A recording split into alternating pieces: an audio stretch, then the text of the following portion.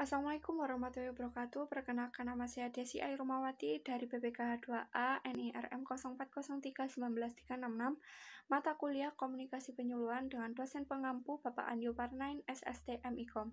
Di sini saya akan mempresentasikan tentang teori komunikator.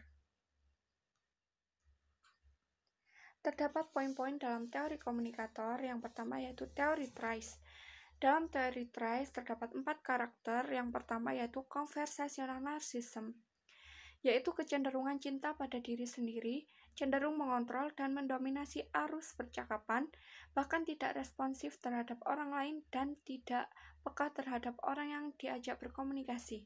Nah, conversational narcissism tidak baik pada pelaku komunikator di proses kegiatan penyuluhan. Oleh karena itu, kita harus mengurangi sifat seperti yang ada pada conversational narcissism. Yang kedua, argumentativeness, yaitu argumentatif yang dapat bersifat positif dan dapat pula bersifat negatif ketika melibatkan agresivitas.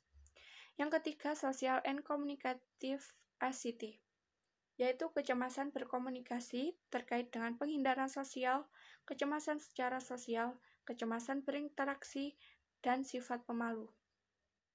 Biasanya kecemasan ini terjadi pada orang yang gugup atau tidak percaya diri ketika akan berbicara di depan umum.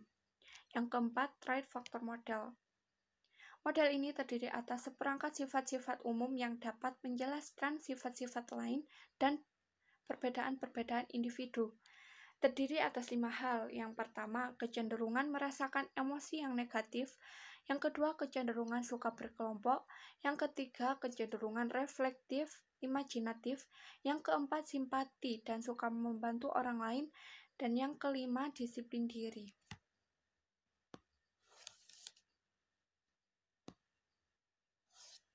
Yang kedua, attribution theory. Perilaku seseorang dapat disebabkan oleh satu atau berbagai faktor secara alami.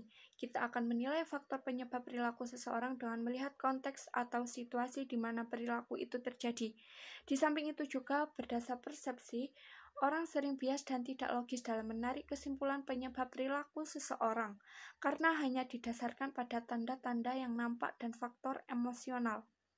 Hal ini dapat menyebabkan perilaku komunikasi yang tidak tepat, dikarenakan ketidakmampuan kita mendeteksi faktor penyebab di balik perilaku individu lain. Yang ketiga, teori of belief, attitude, and values.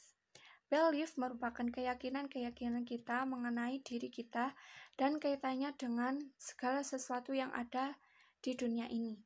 Attitude merupakan kecenderungan sikap seseorang dengan mengarah pada perilaku tertentu. Sikap bisa terhadap objek tertentu atau situasi tertentu. Sedangkan nilai merupakan keyakinan yang lebih bersifat spesifik dan menjadi sentral serta bertindak sebagai pedoman hidup. Dalam teori ini, setiap orang memiliki sistem keyakinan, sikap, dan nilai-nilai yang terorganisir dan mengarahkan pada perilaku tertentu. Di samping itu, terdapat pula konsep diri, bagaimana penilaian kita terhadap diri kita sendiri yang turut menentukan perilaku kita dalam berkomunikasi. Dan yang terakhir, teori presentasi diri. Setiap setting kehidupan dimetaforakan dengan panggung, di mana setiap orang menjadi aktor yang menampilkan performance tertentu untuk memberikan kesan pada orang lain. Oleh karenanya, setiap orang perlu memahami setiap event yang dihadapinya. Analisis frame atau kerangka atau setting diperlukan supaya setiap individu dapat mengatur dan memahami perilaku-perilaku tertentu dalam setiap situasi yang ada. Jika kita lihat dari kegiatan penyuluhan, itu ketika kita sebagai penyuluh, kita harus mengetahui terlebih dahulu kondisi lingkungannya, orangnya seperti apa, dan permasalahan yang dihadapi oleh masyarakat itu seperti apa. Itu tadi pembahasan kita tentang teori komunikator. Selanjutnya yaitu trik menjadi komunikator yang baik. Yang pertama, posisikan diri sebagai pendengar yang bijak dan cerdas. Untuk menjadi komunikator yang baik sehingga sukses dalam mengkomunikasikan sesuatu, maka kita harus menjadi pendengar yang baik. Jangan pernah sepelekan kegiatan mendengar. Mendengar adalah pintu sumber informasi. Dari mendengar, kita akan mampu menyaring berbagai hal yang masuk ke reseptor yang ada diri kita. Mendengar menjadi dasar utama bagi kita sebelum berbicara mengenai suatu hal. Pesan tersampaikan dengan baik. Pada titik itu telah sukses menjadi komunikator yang baik. Yang kedua, kuatkan dengan ekspresi nonverbal. Ekspresi nonverbal yaitu ekspresi wajah, penampilan, kedipan mata, sentuhan, elusan, jarak, gerak tubuh, dan lain sebagainya. Nah, agar kita menjadi komunikator yang baik, maka kita harus mengaplikasikan pesan-pesan nonverbal. Agar sukses menjadi komunikator, maka yang harus kita perhatikan yaitu yang pertama penampilan fisik. Penampilan fisik di sini mencakup tata busana dan dandanan. Dari sana akan terbentuk kesan yang baik. Di budaya Jawa terdapat ungkapan bijak, Aji ningrogo saka busana, yang artinya harga diri kita berasal dari busana atau penampilan kita. Dengan berpenampilan baik, lawan bicara kita akan respect dan betah berbincang dengan kita. Selanjutnya, ekspresi wajah yang tepat. Ekspresi wajah sangat dibutuhkan dalam penyampaian pesan dengan seseorang yang memiliki ekspresi muka yang datar. Kita sebagai pendengar cenderung akan bosan dan jenuh dengan pembicara yang seperti itu.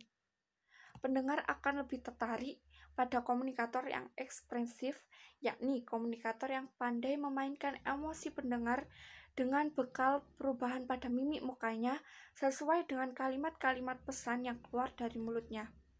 Selanjutnya, kontak mata. Penting sekali menjaga kontak mata dalam berkomunikasi. Tetaplah kontak mata kita berada pada fokus objek lawan bicara kita. Jangan jelalatan, jangan memalingkan wajah, jangan menunduk, jangan sibuk dengan objek yang lain. Dengan menjaga kontak mata, lawan bicara kita akan merasa dihargai dan diakui eksistensinya. Jaga kontak mata bukan berarti kita harus memelototi lawan bicara kita.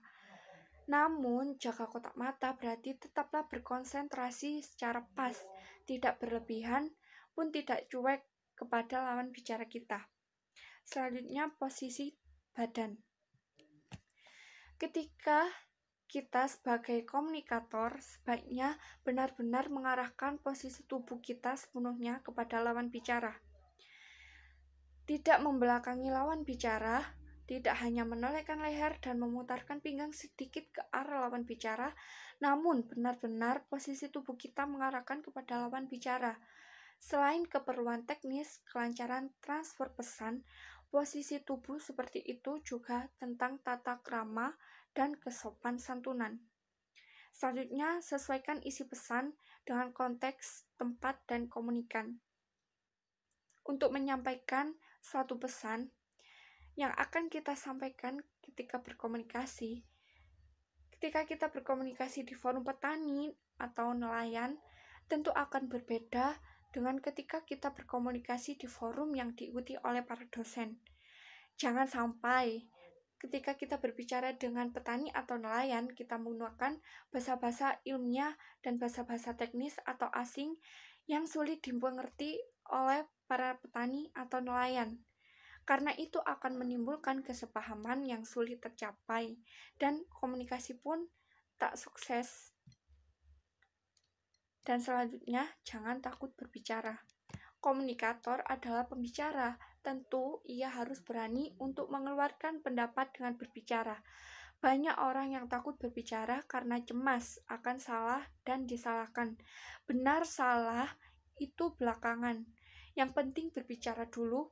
Kemunculan nervous di awal-awal ketika pertama kali berbicara, terutama di muka umum, itu hal yang sangat wajar sekali. Jika kita terus-menerus dibiasakan, itu akan hilang dengan sendirinya. Dan selanjutnya yaitu intonasi. Intonasi sangatlah penting diaplikasikan dalam penyampaian pesan. Selain mengacu pada sifat kepentingannya, juga terkait dengan estetika penyampaiannya. Intonasi terkait keindahan dalam penyampaian pesan, seperti tanpa ekspresi wajah, Pesan yang disampaikan tanpa intonasi akan membuat pesan menjadi tidak menarik untuk didengarkan dan disaksikan. Pembicara yang menyampaikan dengan nada datar tanpa fluktuasi nada akan mudah kehilangan perhatian pendengar dan permisannya. Itu tadi trik menjadi komunikator yang baik. Dan saya mohon maaf apabila ada salah kata dari mulai awal sampai akhir. Saya ucapkan mohon maaf yang sebesar-besarnya. Saya akhiri, wassalamualaikum warahmatullahi wabarakatuh.